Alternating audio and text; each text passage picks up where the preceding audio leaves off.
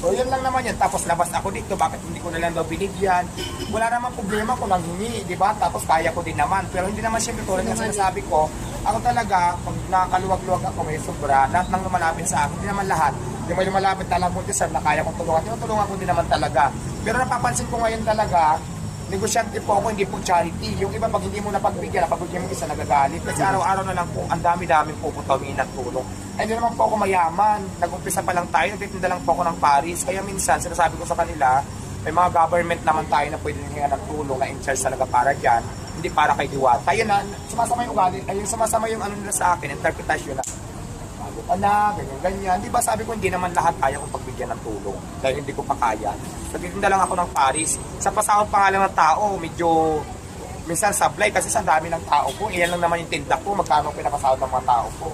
Plus yung mga iba pang expenses, di ba? So mahirap din mag-manage, mahirap din